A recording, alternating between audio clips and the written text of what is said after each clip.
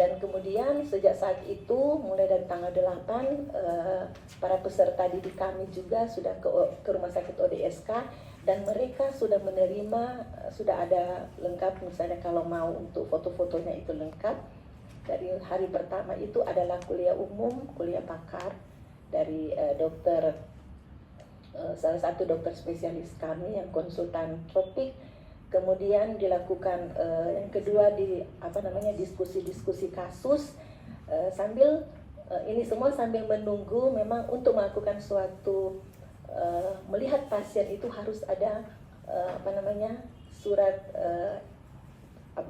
SIP-nya, karena tidak boleh kalau kita tidak, dan itu sementara diurus. Dan untuk melihat kasus-kasus pasien yang ada di rumah sakit ODSK, dan juga mungkin kami akan selanjutnya sambil menunggu ya itu kerjasama yang selanjutnya. Jadi seperti itu. Jadi kami intinya tidak melakukan pembiaran pada peserta didik kami.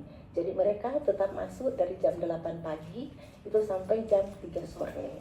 Cuma bedanya mereka belum melakukan misalnya jaga, itu belum bisa karena mereka belum ada surat izin praktek di tempat di ODSK. Sementara satu, yang saya hormati juga Warik 3, Prof. Indah beserta dengan seluruh jajaran dari Universitas Pelangi dan perwakilan dari Residen, yang saya hormati para wartawan yang hadir pada hari ini.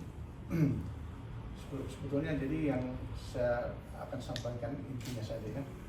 Jadi pada prinsipnya terjadi ini karena didapatkan adanya perundungan, ya, perundungan. Nah, inti perundungan itu memang sudah kita bahas, dan memang kalau dikatakan perundungan tidak ada, itu ada itu, dan itu kita memang sudah tindak lanjuti, ya. Karena kalau misalnya orang melakukan perundungan itu sebetulnya kita sebut oknum, karena kan kita tidak bisa mengawasi manusia itu satu persatu. Peserta didik saja itu ada 118. Nah, mungkin kita ngekor kepada mereka semua, dan masih banyak orang yang baik dari peserta didik. Cuma ada juga orang yang memang mungkin karakternya, ya, sehingga mungkin terjadinya perundungan itu karena mungkin karakter dari orang tertentu. Yang disampaikan ke Kemenkes itu adalah yang ditemukan perundungan antara residen tahap 2 ke residen tahap 1. Itu yang bukan tahap semester 2 terhadap semester 1. Jadi satu semester di atas mereka itu. Di mana waktu itu peserta didik pun itu belum ada di bagian penyakit dalam. Itu masih ada di Universitas Samratulangi.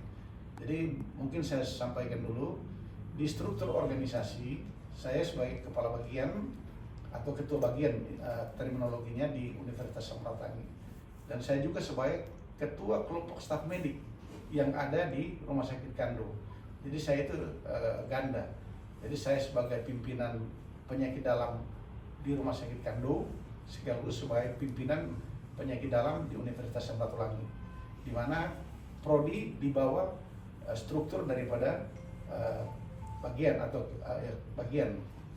Nah, sehingga untuk terjadinya atau pelangsungan kegiatan semua itu, saya sebagai ketua bagian selalu memonitor, ya, termasuk kegiatan pendidikan maupun pembinaan etika moral dan untuk pelayanan. Karena saya sebagai ketua KSM, KSM itu kelompok staf medis Kando Rumah Sakit yang bertanggung jawab terhadap pelayanan pasien.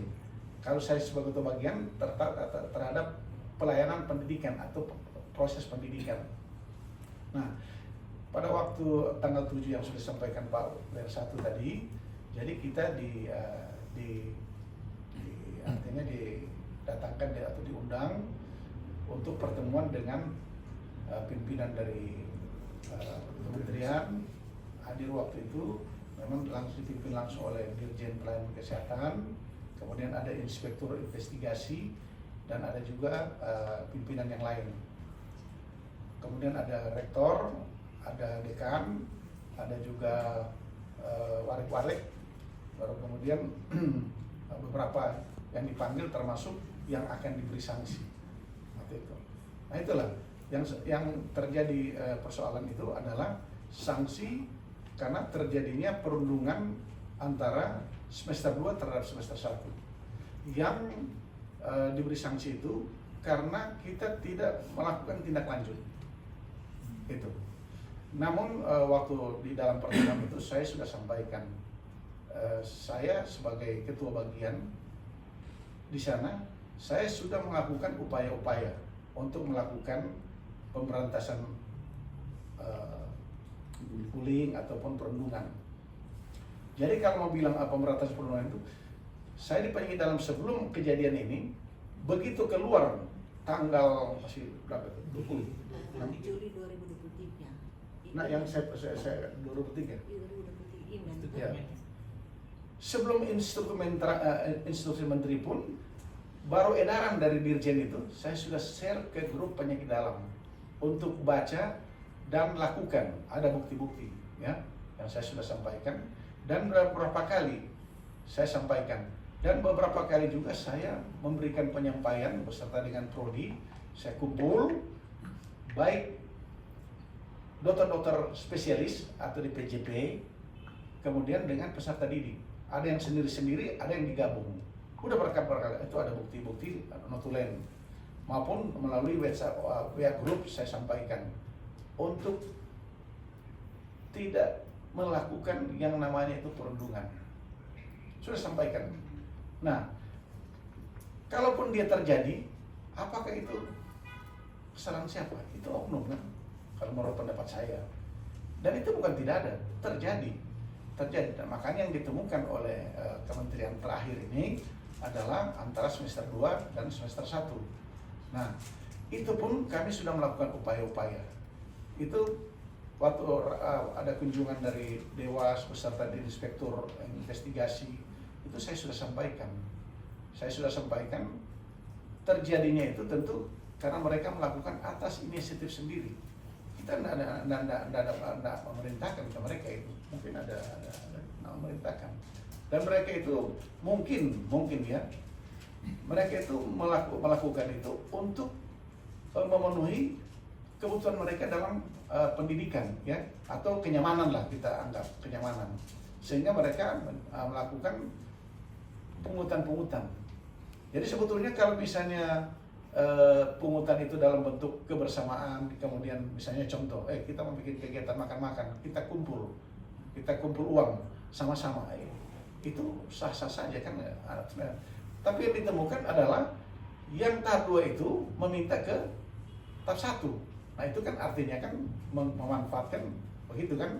Nah, laporan-laporan semua apa kegiatan itu kami sudah lakukan pemeriksaan, termasuk waktu mereka masuk ke penyakit dalam itu, yang tahap 1 itu kami sudah panggil orang-orang yang teridentifikasi, dan kami sudah lakukan artinya klarifikasi ataupun apa namanya investigasi dan lain-lain, dan kami sudah rincian apa yang mereka lakukan, kegiatan-kegiatan apa yang dilakukan, termasuk pengumpulan uang, dan kami sudah instruksikan untuk dikembalikan.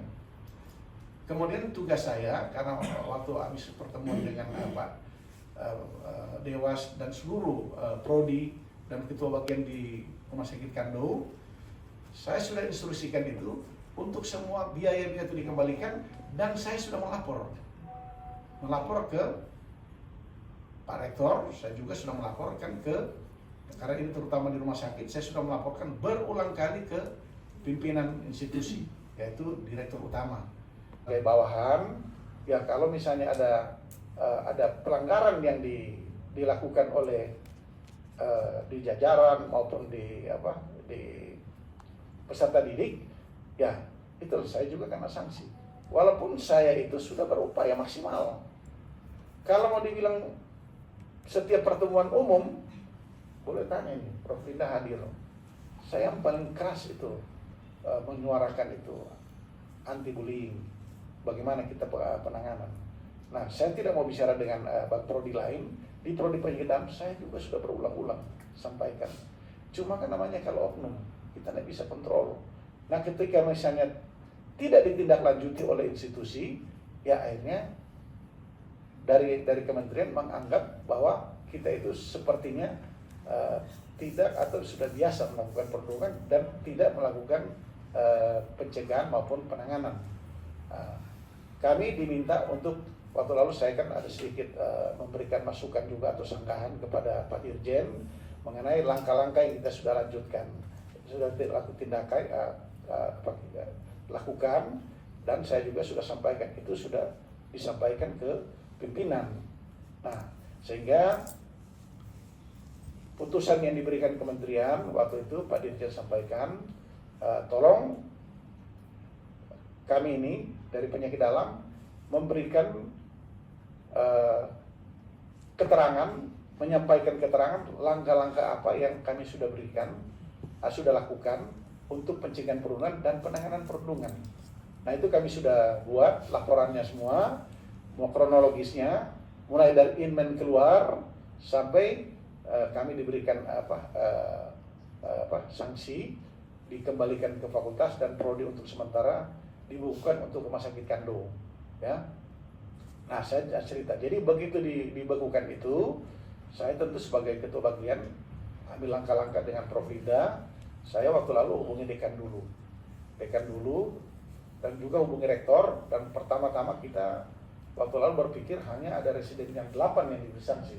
Ternyata semua, maksudnya yang diberi sanksi surat per surat itu ada 8 ya. Saya pikir cuma itu. Jadi waktu itu saya dan Prof. Linda telepon ke dekan untuk supaya mereka itu difasilitasi. Jadi waktu lalu kita di Fakultas Kedokteran. Sambil itu kita berkomunikasi dengan rektor. Akhirnya kita melakukan pertemuan di aula di sini, dihadiri oleh, tadi sudah disampaikan oleh Pak WR1. Jadi para prinsipnya kita sudah gerak cepat untuk melindungi kepentingan dari peserta didik. Karena peserta didik ini kan mereka sudah membayar. Kemudian kan tanggung jawab kita untuk pendidikan mereka.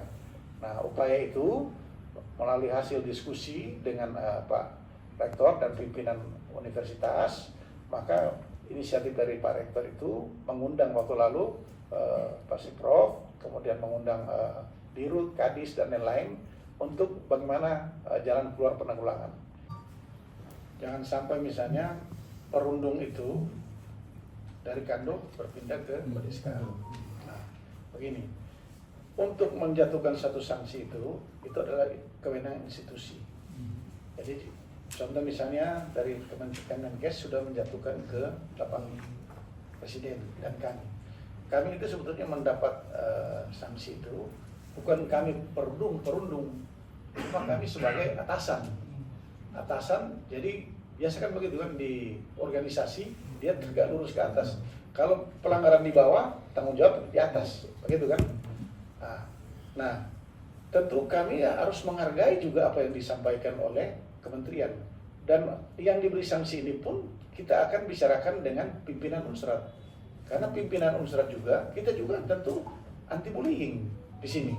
Nah, sehingga nantinya, karena ini kita masih dalam satu proses untuk adaptasi, melakukan kegiatan-kegiatan lain. Nah, nanti kita akan juga membahas dari kita itu sanksi apa yang kita harus berikan supaya nantinya kita betul-betul ini zero perundungan. Begitu. Pada prinsipnya Unsrat maupun Kemenkes tetap kita anti bullying. Sehingga siapapun pelanggarnya kita akan beri sanksi. Saya kira itu. Jadi pada prinsip Saudara, saya akan memberikan garis besarnya dan menjadi inti pertemuan kita pada siang hari ini. Pertama adalah sambil intinya bahwa pembekuan terhadap PPDS ilmu penyakit dalam dari Fakultas Kedokteran itu sudah dikeluarkan surat secara resmi oleh Direktur Jenderal Pelayanan Kesehatan Menteri Kementerian Kesehatan Republik Indonesia. Itu tanggal 8. Kemudian pemberhentian atau pembekuan daripada kegiatan daripada mahasiswa PPDS itu itu oleh karena alasan terdapat perundungan atau bullying dari mahasiswa angkatan senior semester 2 kepada semester 1. Dan ini surat dari Direktur Jenderal itu hanya pembekuan sementara. Jadi kami tegaskan sementara. Sambil menunggu keputusan lebih lanjut dari Kementerian Kesehatan.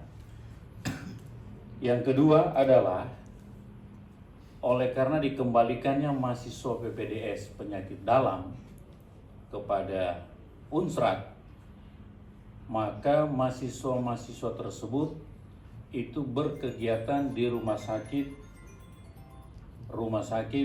ODSK pemerintah daerah Sulawesi Utara, terhitung pada saat dibekukan. Dan hari ini mereka sudah berkegiatan tanggal 11 Oktober 2024. Kemudian kegiatan daripada mahasiswa yang ada di rumah sakit ODSK itu ada beberapa kelengkapan administrasi yang akan dilengkapi. Salah satunya adalah perizinan praktek dari mahasiswa. Dan itu sementara diproses. Yang ketiga, Unsrat menyampaikan bahwa antara Rumah Sakit Kando dengan Fakultas Kedokteran, dalam hal ini Unsrat, itu mempunyai MOU dan PKS. PKS kami adalah apabila terjadi perbedaan dalam kerjasama itu diselesaikan secara damai. Dan kami sudah menempuh itu, Unsrat sudah menempuh itu dengan Rumah Sakit Kando, termasuk dengan Direktur Jenderal Pelayanan Kesehatan Departemen Kesehatan RI. Jadi kami menempuh penyelesaian secara damai. Yang keempat adalah Unsrat tetap memberikan perlindungan. Jadi tetap memberikan perlindungan semua kegiatan akademik dari mahasiswa PPDS. Jadi tetap memberikan perlindungan semua kegiatan akademik. Apabila ada informasi bahwa Unsrat melakukan pembiaran terhadap mahasiswa, itu kami nyatakan hari itu tidak benar. Dan ini harus diluruskan. Mahasiswa PPDS khusus penyakit dalam itu tetap berlangsung kegiatan akademiknya. Terhitung hari ini mereka ada kuliah-kuliah umum, ada kuliah pakar, dan praktek-praktek tinggal menunggu izin prakteknya. Nah, kemudian yang terakhir adalah kami meluruskan bahwa Unsrat dalam hal ini dengan Rumah Sakit Kando kerjasamanya tetap berjalan di luar daripada PPDS penyakit internal, karena kita ada 10 prodi yang berjalan di rumah sakit. Jadi itu tetap berjalan. Yang diberikan sanksi atau bukan sanksi tetapi sementara hanya 1 prodi. Jadi yang 9 prodi tetap berjalan. Jadi itu yang dapat kami sampaikan inti-intinya, dan kami mohon kepada Bapak Ibu sekalian media untuk menyampaikan kepada publik agar supaya tidak terjadi pemahaman bahwa seakan-akan Unsrat tidak memberikan perlindungan kepada mahasiswa. Bahwa pada saat diberikan pembekuan itu oleh rumah sakit karena dia kan rumah sakit vertikal, itu kewenangan dia mau melakukan menghentikan sementara. Ini belum dihentikan secara terus-menerus sementara, dan begitu dia melakukan penghentian sementara, kita diundang rapat di tanggal 7 Oktober di rumah sakit. Pada saat itu yang hadir adalah rektor dan kami wakil rektor lengkap, dan kami belum menerima sanksi, belum menerima putusan yang dilakukan oleh Kementerian Kesehatan oleh karena memberikan sanksi kepada seluruh mahasiswa. Harusnya kami menyampaikan saat itu adalah kalau sudah diberikan kepada 8 ya 8 yang harus bertanggung jawab. Tetapi keputusannya lain. Oleh sebab itu, karena itu kewenangan dari Menteri Kesehatan, kami sudah menyurat. Jadi Unsrat sudah menyurat kepada lembaga kami, yaitu Kemendikti, termasuk juga kepada Menteri Kesehatan bahwa kalau diberikan sanksi kepada 8, mereka yang bertanggung jawab. Yang lain harusnya tidak. Begitu. Jadi itu upaya yang sudah kami lakukan. Begitu. Makasih. Surat dari kementerian begini. Penghentian sementara program studi penyakit dalam Fakultas Kedokteran di Rumah Sakit Kando. Penghentian sementara. Sementara. Karena begini, intinya begini, supaya tidak salah kaprah. Iya. Rumah sakit itu kan milik Kementerian Kesehatan. Nah, mahasiswa ini PPDS, kita punya kerjasama dengan jadi Unsrat, jadi Kemendikti dengan Kemenkes kerjasama. Mereka kegiatan SK mereka sebagai mahasiswa kan SK rektor. Mereka melakukan kegiatan akademik kan. Cuma sebagai mahasiswa PDS berpraktek di rumah sakit. Begitu. Rumah sakit Kando. Nah, itu milik daripada Kementerian Kesehatan. Nah, mereka karena ada persoalan perundungan, mereka kembalikan ke Unsrat. Kembalikan ke Unsrat itu karena sementara mereka hentikan di sana. Tapi mahasiswa ini bukan berarti berhenti. Ya, jadi mahasiswa itu tetap punya kegiatan akademik. Mereka tetap akan selesai tepat waktunya. Jadi kegiatan ini tidak masalah. Karena apa? Mereka itu mahasiswa Unsrat. Kepunyaan Unsrat dan SK Rektor sebagai mahasiswa, mereka itu milik Unsrat. Kegiatan prakteknya di rumah sakit yang mereka hentikan sementara. Sehingga kalau di rumah sakit ODSK Kando terhenti, kita kan tetap mahasiswa kan tetap jalan, kita pindahkan sementara di ODSK. Oleh sebab itu tidak masalah kan? Iya. Jadi itu supaya tidak salah kaprah atau pengertian dengan masyarakat sih. Ya, walaupun mereka ini PPDS itu mereka adalah berpraktek di ada rumah sakit pendidikan. Rumah sakit pendidikan itu ada di Kando gitu. Tapi yang menghentikan itu karena ini ada dua beda institusi, ada Kementerian Kesehatan dan Kementerian Pendidikan Tinggi. Mereka ini adalah mahasiswa dari Unsrat yang berada di bawah Kementerian Pendidikan Tinggi. Tapi untuk mendapatkan program profesi dokter spesialis itu harus kerjasama dengan kementerian, makanya mereka masuk di rumah sakit pendidikan. Jadi yang bisa membekukan itu hanya Kementerian Pendidikan. Nah, dari Kementerian Kesehatan mereka mengembalikan, bukan membekukan sebenarnya. Suratnya itu adalah mengembalikan, bukan membekukan program studi atau aktivitas ini, tidak. Dikembalikan ke Unsrat.